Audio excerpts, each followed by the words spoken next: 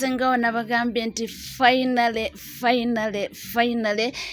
Kenzo yamaze nakkiriza n'agamba nti munnange tekyaliwo byakuweebuuzabuuza, tekyaliwo byakweronzalonza, abantu mubadde mugeesinga ye mwana muwala Fiona Nyamutoro, oyo ye mukyala wange, nti bannange temuddamu kumbuuza. Era bwe yabadde nga bali ku kapiira ne banne awe yategeereza n'abagamba nti munnange oyo muntu wange, era ne bamugulira ekirabo, bamuwadde ekirabo, ng'ekirabo kino kyakubanga bamuyozaayoza lwakuba nti Fiona Nyamutoro bamuwa obwa minisita. Bannange mugamba ki, muli mutya? Mbaniriza mwenna mwebale kubanga mwekumidde ku mukutu, that is NCKTV awe tulinnya obuterevu. Naye nkugamba kimu nti gwe mukwano atanaba kubanga subscribinga ke kaseera okubanga subscribinga ku channel yaffe, ringing that notification bell, sharing, liking, saako n'okubanga oleka comment yo. Nkugambye ssanyu jjereere eri abawagizi ba Kenzo kubanga ebibuuzo bibadde bingi, yaddenga ebigambo bibadde bingi ebiyitingana, naye ng'ebisinga kubadde kugeesinga. Kenzo ali kuki, abalaka ki, oyo omuwala ajja mukoza, naye nga finally yavuddeyo n'aba nga akyatula mu lwatu nti mukyala we bamuwadde ekya minisita. Ekyo ne kiba nga ate kijjawo kati ebigambo ebibadde ebiriwo okugeesinga na buli kimu. Tubadde tukyali mu ebyo nga tukyamusanyukirako. Omwana n'ayimbula oluyimba. Waliwo omwana atadde oluyimba baluyita Nyamutoro. Bannange oluyimba lunyuma. Bannange bawanye Nyamutoro. Mbu nyamu. Waliwo engeri gyaluyimbamu n'ebigambo engeri gyabigattamu. Mbu nyamu yamuwonya bisimanyi biki, nyamu yakola atya. Naye nga kayimba kalungi nnyo era nga womanyi ba musician engeri gye bamanyimu okuba nga bayiiya ebintu byabwe. Bakayiyiza akayimba mu butuufu n'olaba nga kakwatayo era nga bawana Kenzo nga bamugamba nti munnange weebale kubanga ogumiikiriza, nti wagumiikiriza naye omukugumiikiriza kwo ofunyemu omuntu omutuufu, nti kubanga twali tukupushinga baida abantu bangi abapushinga nga Kenzo nga kwegamba bamwogerera nnyo ebigambo, alinze ekyawase, ali ebisiyaga biki, ebigambo ebyo propaganda abaddewo mungi nnyo era munjulira bigambo bibadde bingi lwakuba nti Kenzo bambi musajja watu mukwata mpola. Ate Kenzo musajja tatera nnyo kubanga ayanukula buli omu amulumbye, tatera nnyo kuvaayo nti wamulumbye naye akuddemu. Musajja watu ekirungi n'ekibi asirika n'akikwata mpola, era ye bw'akusanga mu kkubo amwenyaamu n'akubuuzaako ne yeeyongerayo, oba wamwogeredde ki oba wagambye ki, talina budde obwo, asirika busirisi ndowooza n'agamba nti kambirekere Mukama Katonda. Naye nga essaawa eno nkugambye obuyimba bweyongera okuba nga bufuluma. Ate tubadde tukyali ku nyamunyamu era ye Kenzo ye kennyini yafulumiza oluyimba baluyita muleereetu. Bannange obubaka bwa Fiona buli mu luyimba luno. Obubaka bwa Fiona Nyamutoro buli mu luyimba lwe bayita muleereetu. Bannange Kenzo yawanya omwana. Kenzo awanya omwana mu luyimba muleereetu. Nga tukyawoza erya nyamu oba oluyimba lwa nyamu Nyamutoro, Kenzo awanye omwana Nyamutoro Fiona mu luyimba lwe bayita muleereetu. Abagamba nti ono ye wange, nti era simanyi oba mukole muti ono ye wange, ono yayamponya ennaku yantegeera era ye wange. Bannange buli kimu kiri wali, mwabadde balowooza mbu simanyi amulabye kati. Bannange emesegi eri mu luyimba luli muleereetu akugira ku ntobo yaalwo kwegamba nga lwe baatandika okutuuka wano we batuuse n'okuba nga essaawa ya kakati ye husband wa minisita. Nkugambye bannange, era bagamba nti nga tonafa bambi teweevumanga nsi, nti ye nze gundi waawe ndiyitira wanze gundi waawe nza ndibako bwe nti. Bannange Kenzo waffe kaana kambata, ani yali amanyi nti essaawa eno ye bba wa minisita? Kenzo waffe akaana kambata, ani yali amanyi nti kati yalifuna omukyala ajja kubanga ayogerwako egganga lyonna? nti essaawa eno Eddie Kenzo iwe waawe abadde n'ebitiibwa bye naye ng'omuntu alina erinnya lye lyakola naye kati ekya Nyamutoro being a minister nakyo kimwongeddeko ate ebitiibwa ebirala ne respect yeeyongeddeko ewa Eddie Kenzo. So ekyo kye bagamba nti munnange nga tonafa tokolima ate munnange naawe ng'oli Mukama ng'akuwadde tolangira atayina kubanga tomanyi olunaku lw'enkya ayinza okuba ate nga yasingakoko.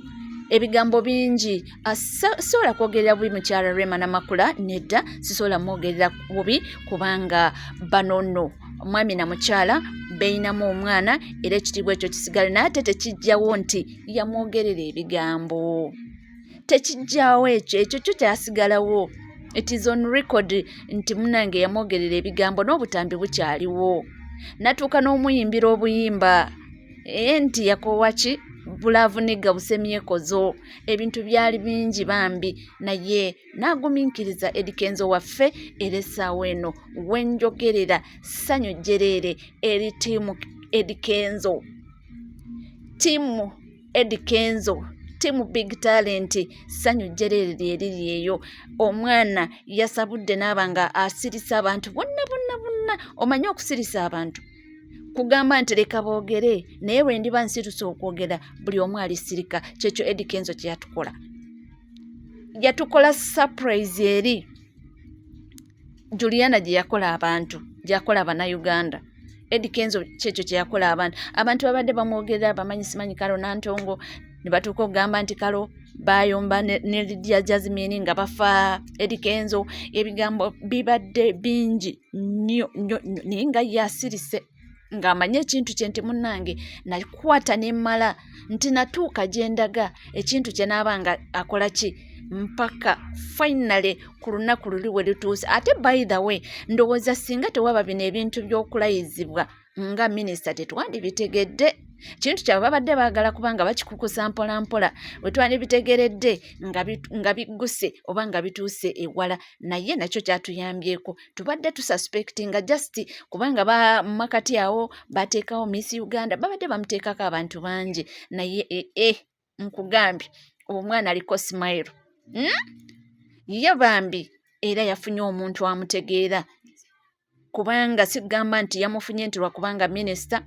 ekintu kyabwe bulijjo nze nkiddinganamu nti baludde ng'ekintu kyabwe bakiina era bemmanyi nga beetegeera n'ebintu by'ebivulu Fiona abitegeerako bulungi era abimanyi amanye ebintu by'okuorganizinga amanye kino tulina okukola kino na kino tulyoke tuyitewo. So nze ndaba nga Eddie Kenzo waakutte weewo era oluyimba muleereetu lulimu obubaka bwonna obwa Fiona Nyamutoro. Buli kimu kiweetaaga okubanga omanya noonya oluyimba muleereetu kubanga yataddemu buli kimu.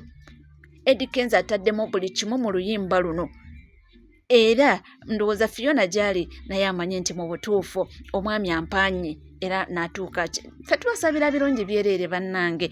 Nsabira Eddie Kenzo Mukama mukuume bambi obufumbo buno bubeere bunywevu buleme okubaamu ate ekintu ekirala ekibatatanya oba ekibatataaganyisa oba ekibasumbuwa ate mu makati awo. Waliwo sitole ennyingi ezayiseewo nga bagamba nti oyo Fiona musomi nnyo Eddie Kenzo tajja mumusobola tulinde tulabe era bwe yamufunira amufunye nga gye bavudde bo bemanyi ayinza okuba nga abadde asomera ng'amuyina kubanga otunula mu bufaananyi bwabwe obukadde buli Eddie Kenzo biki omwana muwala ono nga kwali era n'obutishaati ng'awambadde mu kuorganizinga buli kimu abadde abimukolera. So kyemmanyi nti beetegeera bulungi era sisuubira nti lwakuba kati ono yabadde minisita ajja kutuuka atandika okuba ng'amujooga. Nalabyeko awo abantu bangi babadde boogera mbu omukazi ng'onaamusobola mbu obe nga gwe omusingako ku ssente mbu naye mbu abakazi b'ensangi zino mbu bwakusingako ku ssente eba entandikwa y'okuba ng'akuyisaamu amaaso. Kyesisuubira nti kinaatuukawo naye Mukama yamanyi katweyongera okuba nga ate tubasabirako ate era nga tubasanyukirako n'okuba nga tubakwasa ssaala nti Mukama abateeremu obwangu era nga Fiona we yatugamba nti soon